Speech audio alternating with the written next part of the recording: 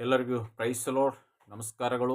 ಬನ್ನಿರಿ, ನಾವು ಒಂದು ವಾಕ್ಯವನ್ನು ಧ್ಯಾನ ಮಾಡಿಕೊಳ್ಳೋಣ. ಮೀಕನು 7ನೇ ಅಧ್ಯಾಯ 8ನೇ ವಚನದಲ್ಲಿ, ನನ್ನ ಶತ್ರುವೇ ಹಿಗ್ಗಬೇಡ, ನಾನು ಬಿದ್ದಿದ್ದರೂ ಏಳುವೆನು, ಕತ್ತಲೆಯಲ್ಲಿ ಕುಂತಿದ್ದರೂ ಕರ್ತನು ನನಗೆ ಬೆಳಕಾಗಿರುವನು ಎಂಬುದಾಗಿ. ನನ್ನ ಶತ್ರುವೇ ನನ್ನ ವಿಷಯದಲ್ಲಿ ಹಿಗ್ಗಬೇಡ, ನನ್ನ ಶತ್ರುವೇ ನನ್ನ ವಿಷಯದಲ್ಲಿ ಹಿಗ್ಗಬೇಡ, ನಾನು ಬಿದ್ದಿದ್ದರೂ ಏಳುವೆನು, ಕತ್ತಲೆಯಲ್ಲಿ ಕುಂತಿದ್ದರೂ ಯೆಹೋವನು ನನಗೆ ಬೆಳಕಾಗಿರುವನು.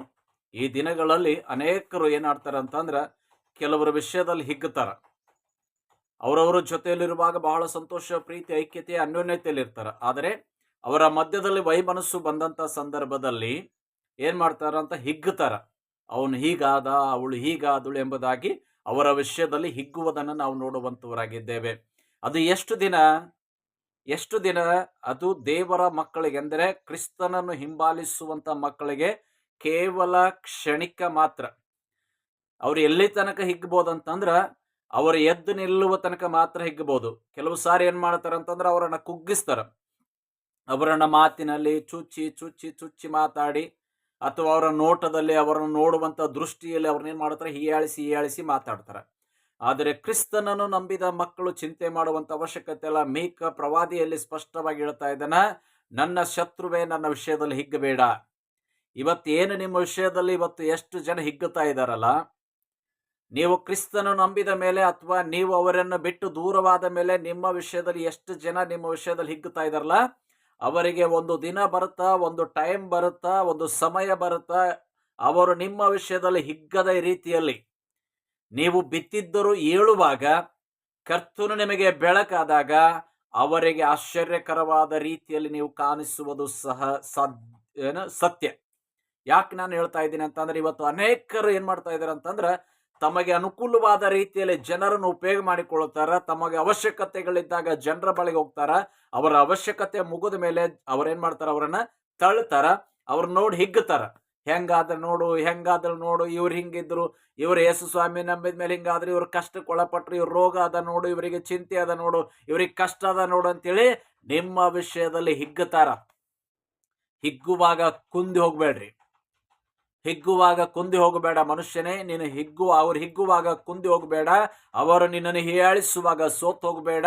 ಒಂದು ದಿನ ನಿನಗಾಗಿ ಬರುತ್ತಾ, ಒಂದು ಸಮಯ ನಿನಗಾಗಿ ಬರುತ್ತಾ. ಆ ಸಮಯವಾಗ ಯೆಹೋವನು ನಿನಗೆ ಬೆಳಕಾದಾಗ ನೀನು ಅವರ ಮುಂದೆ ಬೆಳಕಾಗಿ ಕಾಣಿಸಲ್ಪಡುತ್ತಿ. ಆಗ ನಿನ್ನ ನೆರಳು ಅವ್ರ ಮೇಲೆ ಬೀಳುವಾಗ ಅವರು ಕತ್ತಲೆಗೆ ಒಳಪಡ್ತಾರ. ಈಗ ನೀನು ಕತ್ತಲೆಯಲ್ಲಿ ಬಿದ್ದಿದ್ದಿ, ನೀನು ಸಂಕಟದಲ್ಲಿದ್ದಿ, ನೀನು ಸಮಸ್ಯೆಯಲ್ಲಿದ್ದಿ ಎಂಬುದಾಗಿ ನಿನ್ನ ವಿಷಯದಲ್ಲಿ ಅವ್ರು ಹಿಗ್ಬಹುದು.